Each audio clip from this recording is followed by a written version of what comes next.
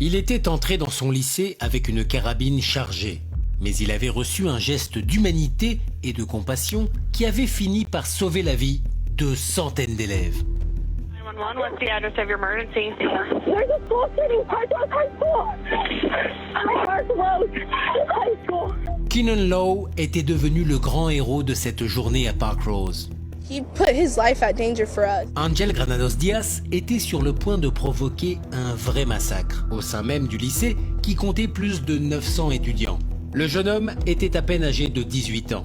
Il venait de rentrer dans l'établissement avec une carabine et avait marché dans tout le campus avec son arme chargée jusqu'à ce que l'entraîneur Lowe ait été appelé pour essayer de remédier à la situation.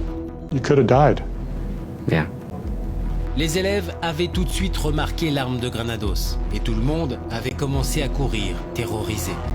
Once we heard that there was a gun, everybody just started panicking more. Like people were crying and people like shaking. Tout semblait être un scénario idéal pour un triste bain de sang, comme il se passe régulièrement aux États-Unis, malheureusement. C'est exactement à ce moment-là que l'entraîneur avait décidé d'agir, en mettant sa propre vie en danger. Il avait réussi à retirer l'arme des mains du jeune, en la maintenant à distance pour ne pas faire de dégâts. Tout avait eu lieu en seulement quelques minutes, pendant que le reste des étudiants continuaient de courir désespérément pour s'enfuir. Et même si ça paraît incroyable, ce n'est pas le geste le plus touchant qu'a eu Keenan Lowe, car il n'a pas seulement désarmé Angel en sauvant la vie de beaucoup d'élèves, mais c'est sa grande qualité humaine qui a fini par désamorcer la situation. Et c'est ce que le garçon lui a glissé à l'oreille pendant qu'il l'avait dans ses bras qui a le plus bouleversé le cœur de l'entraîneur. Lowe l'avait pris dans ses bras pour maintenir le jeune homme de 18 ans avec une compassion énorme. Alors que beaucoup auraient pensé à immobiliser le jeune avec violence, Lowe l'avait embrassé de toutes ses forces, tout en lui parlant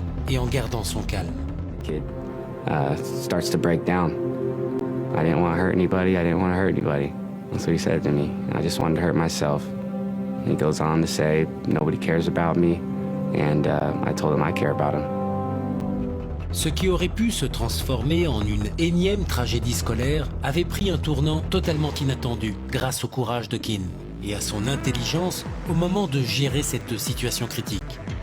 You could have died. Yeah. That wasn't my time, though.